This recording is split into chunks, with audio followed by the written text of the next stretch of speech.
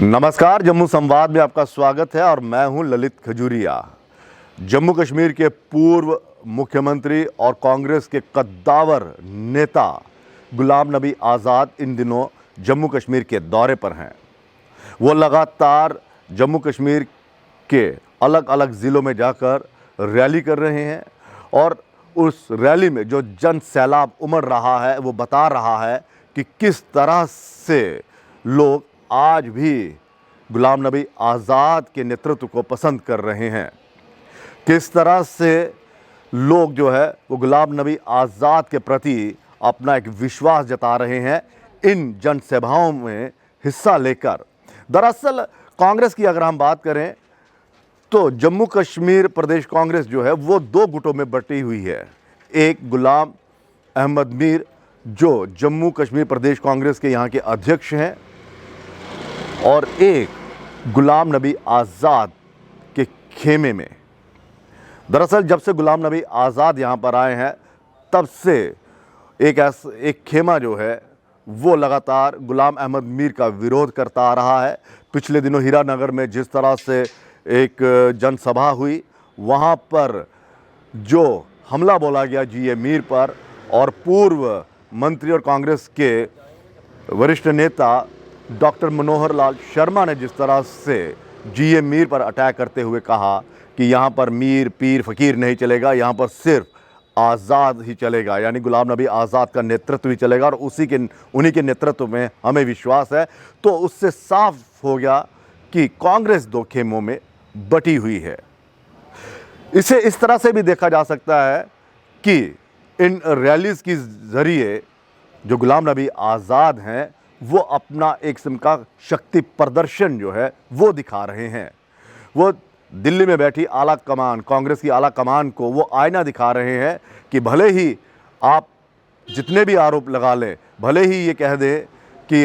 अब हम कांग्रेस के वफादार सिपाही नहीं रहे हैं, हम भारतीय जनता पार्टी की भाषा बोलते हैं, उनके नेताओं के साथ संपर्क है, लेकिन आज भी हम कांग्रेस के ही सिपे सालार हैं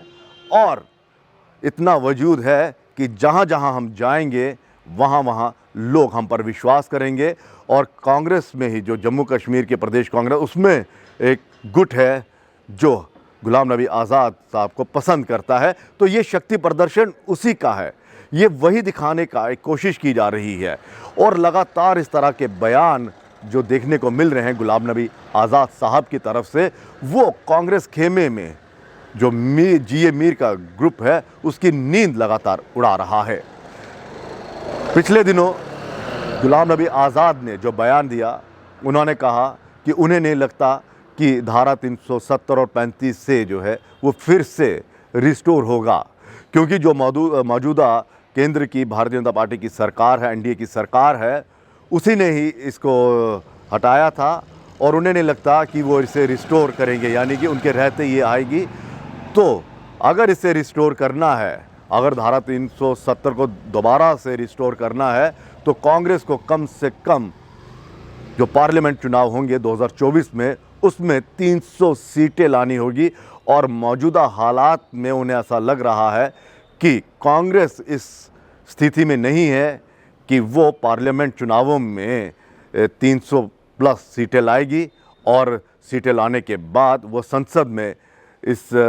धारा 370 और 35 को रिस्टोर कर पाएगी। तो ये जो बयान जब आया तो तुरंत जीए मीर का बयान काउंटर करने के लिए, उन्हें काउंटर करने के लिए बयान आ गया। उन्होंने कहा कि भले ही वो जो मर्जी कहते रहें, लेकिन कांग्रेस जो है वो इसी में विश्वास करती है कि जो ये 35 से धारा 370 जो है उसे रिस्टोर करवाएगी, क्योंकि मामला अदालत में है और इसके की लड़ाई जो 370 और 35 की लड़ाई है जो कांग्रेस लड़ती रहेगी। हालांकि गुलाम नबी आज़ाद साहब ने भी ये कहा था कि अदालत ही हमें ये दे सकती है, लेकिन वो कब फैसला आएगा उसका हमें भरोसा नहीं। लेकिन जीए मीर ने जिस तरह से कहा कि हमारा मुद्दा आज भी यही है कि 370 और 35 को रिस्टोर किया जाए, ये हमारा मेन मुद्दा है। तो कहने का मतलब ये है कि दोनों खेमे जो हैं वो आमने सामने हैं। दरअसल जब से गुलाम नबी आज़ाद साहब की हम बात करें, राज्यसभा से जब से वो रिटायर हुए हैं, यानी कि जब से उनका कार्यकाल ख़त्म हुआ है सांसद का, बतौर सांसद का,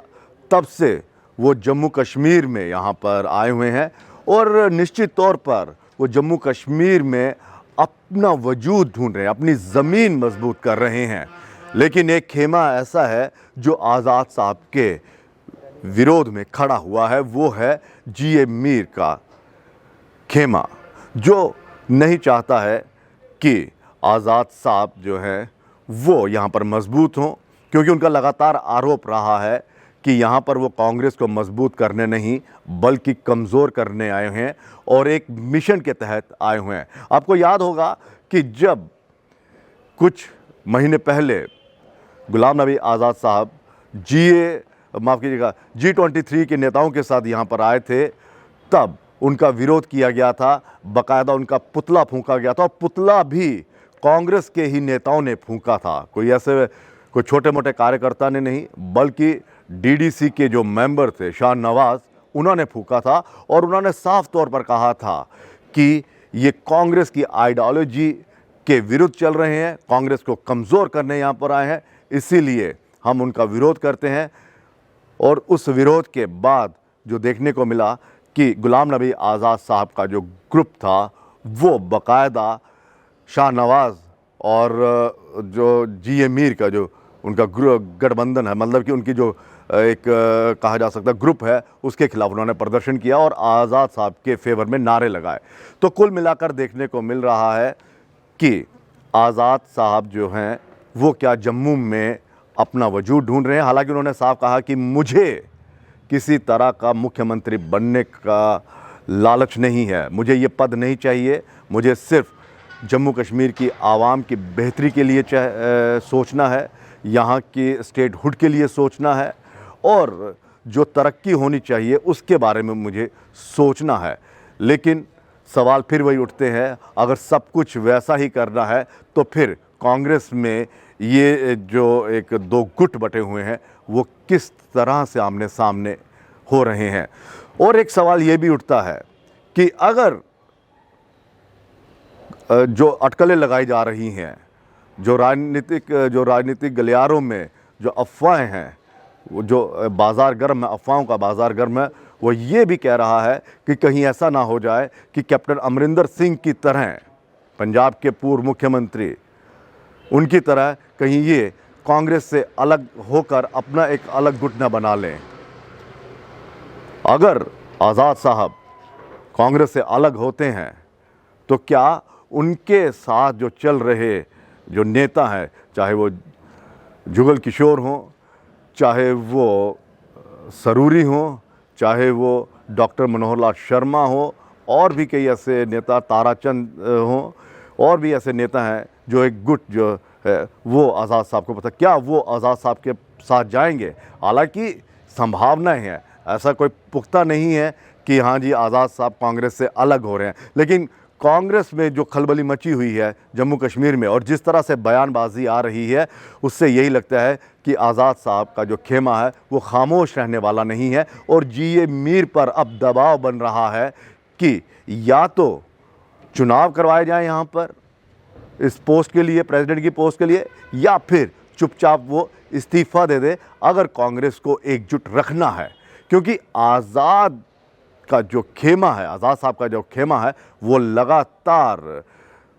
कांग्रेस के जो प्रदेश अध्यक्ष है जीए मीर, उनके लिए चुनौती बनता जा रहा है। तो अब ये देखना ये है कि क्या कांग्रेस एकजुट होती है या फिर इस कांग्रेस में दो फाड़ होते हैं, एक आज़ाद साहब का ग्रुप और एक जीए मीर का ग्रुप। और क्या वाकई में जो आज़ाद साहब हैं उन्हें मुख्यमंत्री के तौर पर देखा जा रहा है? क्या कांग्रेस का एक खेमा ऐसा है जो गुलाम नबी आज़ाद के फेवर में है और उनके नेतृत्व में ही विधानसभा के चुनाव लड़ना चाहता? फिलहाल ये तो भविष्य बताएगा, लेकिन इतना ज़रूर है कि खलबली मची हुई है और जीए मीर पर भी दबाव बनता जा रहा है। वो दबाव ये है कि कांग्रेस के जो रूठे हुए नेता हैं, जिन्होंने अलग ग्रुप बनाया हुआ है आज़ाद साहब के साथ, उनको किस तरह से एक पटल पर लाया जाए, उनको किस तरह से जोड़ा जाए, ये जीए मीर पर लगातार दबाव बन रहा है। लेकिन देखना ये है कि आला कमान जो दिल्ली में है, सोनिया गांधी और राहुल गांधी जो हैं, वो किस तरह से इस लड़ाई को, इस गुटबाजी को ख़त्म कर पाते हैं, या फिर यहाँ का भी हाल कहीं पंजाब वाली कांग्रेस का ना हो जाए कि जिस तरह से कैप्टन अमरिंदर सिंह जो पूर्व मुख्यमंत्री थे पंजाब के, वो अलग हो गए। कहीं ऐसा ना हो कि इस खींचतान में आज़ाद साहब एक अलग गुट बना ले। फिलहाल इजाज़त दीजिए, नमस्कार। SP Smart School announces registrations for new admissions for class 11th and 12th. Admission open till availability of seats. Visit www.spsmartschools.com.